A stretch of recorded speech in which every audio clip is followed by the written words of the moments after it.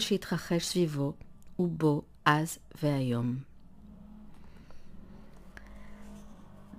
Donc c'est le début du prochain livre d'Aaron que je vais traduire, mon père et ma mère. Alors évidemment là, ce que j'ai envie de proposer, c'est une réflexion autour de la façon dont je vais aborder ce texte, mais rien ne dit que je vais le traduire tel qu'aujourd'hui je vais essayer de le faire. D'abord tout simplement parce que lorsque je traduis, je n'entends pas ma propre voix, et je n'entends que la voix d'Aaron, ou ma voix d'Aaron en moi, on va dire, et aussi parce que il se passe quelque chose à l'oral et à l'écrit, quelque chose de différent. Mais voilà, במסעות הכתיבה שלי אני חוזר תמיד אל בית הוריי, בעיר ואל בית הסבים, בערי הקרפטים. Donc, dans mes voyages d'écriture, dans mes pérégrinations d'écriture, je reviens tout le temps vers la maison de mes parents en ville et la maison de mes grands-parents dans les montagnes des Carpates. ולמקומות ששהיתי בהם יחד עם הוריי, et vers les lieux dans lesquels j'ai séjourné avec mes parents. אמרתי חוזר ואני מבקש לתקן.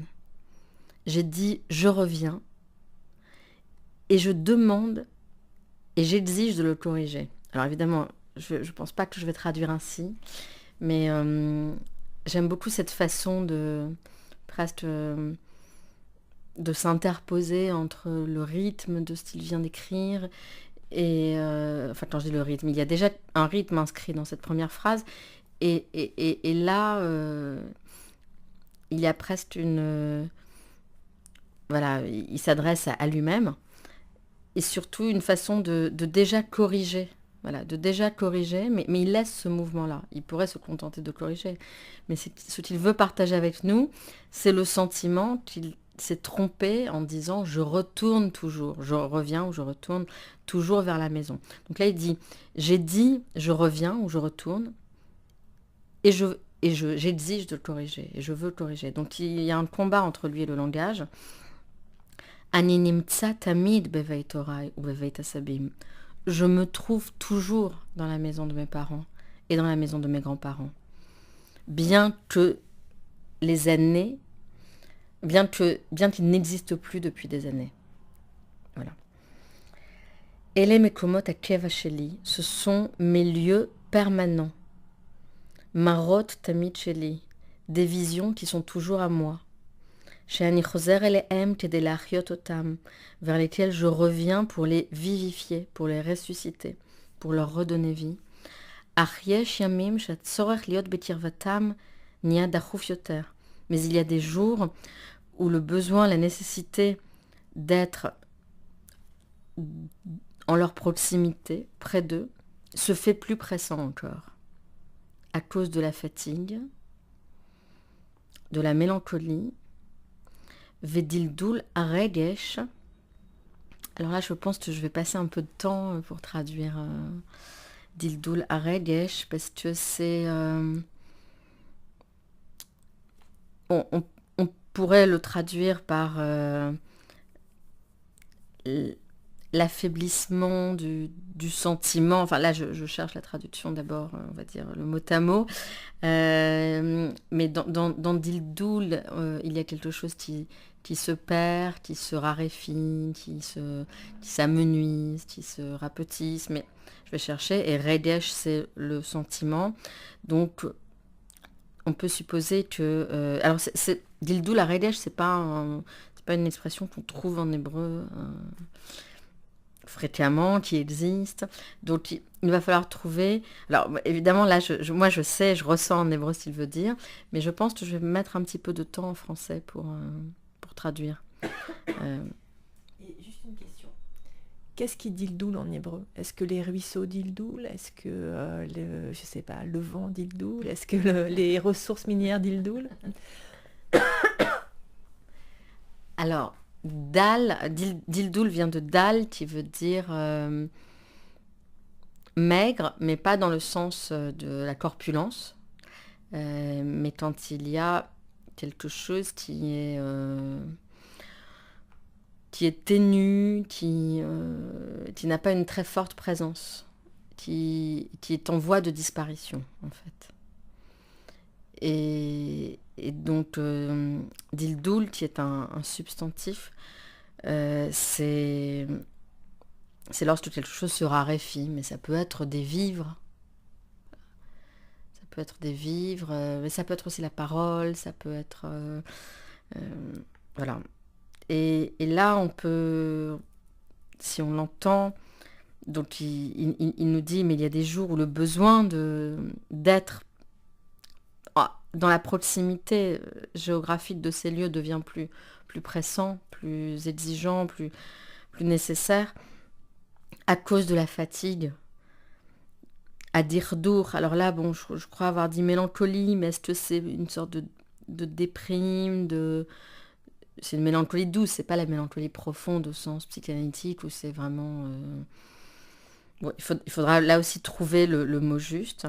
Vedildu la regesh, c'est peut-être le moment où on se sent presque anesthésié et où on n'est pas en contact avec les sentiments en soi. Mais là, très vite, parce qu'il y a cet aveu de difficulté à faire face à certaines choses, physiques ou pas. Mais très vite, il remonte à la surface en disant « Achazara baita hilerov simcha shemeluva beitratshut rabba ».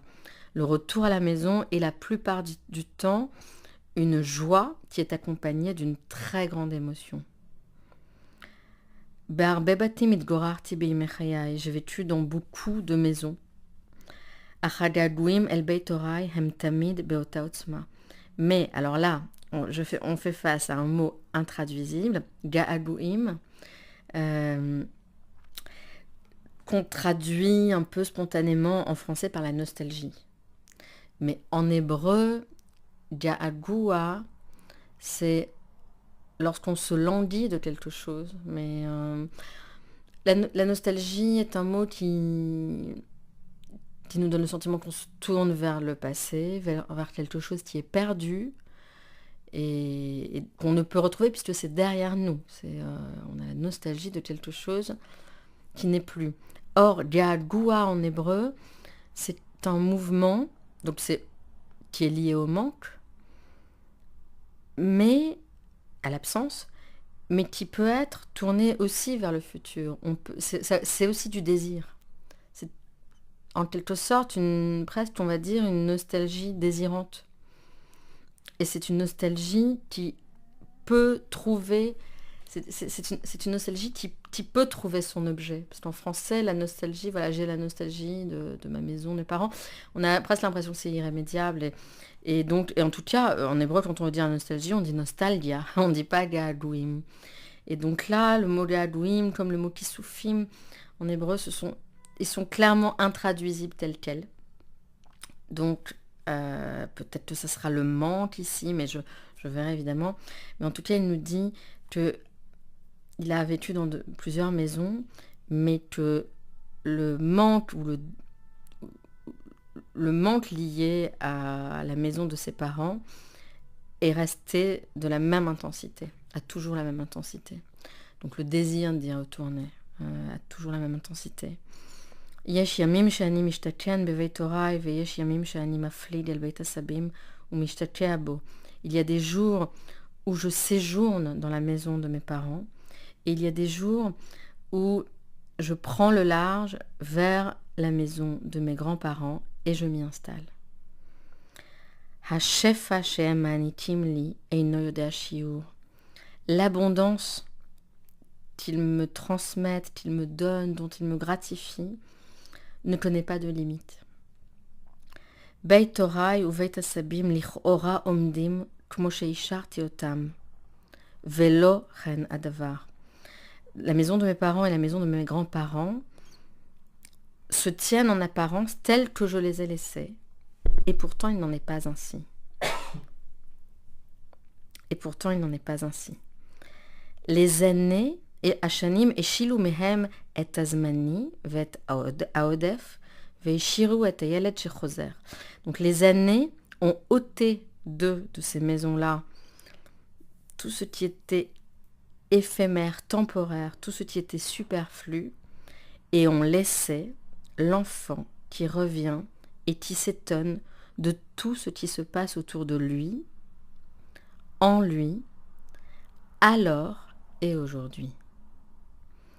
C'est-à-dire que là, j'avais envie d'aller juste là, parce que finalement j'ai lu un peu plus que le premier paragraphe, parce qu'évidemment, bon, tous les livres d'Aaron sont importants, et celui-là l'est aussi, pour ça, parce que c'est la première fois qu'il aborde de manière aussi directe cette question centrale, et c'était un livre qui comptait énormément pour lui. Je sais qu'il voulait que je le traduise relativement vite, et dans lequel on retrouve quelque chose qui est proche d'Histoire d'une vie, c'est-à-dire un mélange de récits, en apparence en tout cas, et de visions plus fictionnées, ou voilà, on pourrait le dire comme ça. Et là, je trouve que dans cette phrase, sur les années qui ont ôté des maisons tout ce qui était temporaire et tout le superflu, et on laissait l'enfant qui revient et s'étonne de tout ce qui se passait autour de lui et en lui, alors et aujourd'hui. Dans cette phrase, on a Aaron tout entier, tout ce qu'il tentait de faire quand il écrivait. Et encore une fois, quand il disait « je n'écris pas sur le passé », c'est parce qu'en effet, et c'est pour ça qu'évidemment le mot nostalgie n'irait pas avec ces maisons-là, c'est que ces lieux qui lui ont été arrachés sont très solidement ancrés en lui et lui permettent de trouver une place, y compris dans sa vie, au moment où il écrit, dans sa vie d'adulte, qui a été arraché à la maison de ses parents et de ses grands-parents depuis très très très très très très longtemps, au moment où il écrit ce livre-là. Donc, j'ai envie de dire que très souvent, dans les romans d'Aaron, dès les premières phrases, on a un prénom et un âge. Je m'appelle Hugo, je m'appelle Théo Kornfeld, je m'appelle...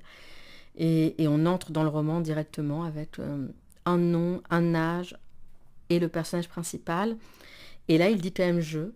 Et on n'a pas de nom, mais c'est lui qui a voulu, en tout cas c'est ainsi qu'il m'en a parlé, qui a voulu, avec ce livre, saisir quelque chose de ce qui était la matière inépuisable de sa vie, de ce qui le constituait, de ce qui lui permettait de tenir debout et de son écriture.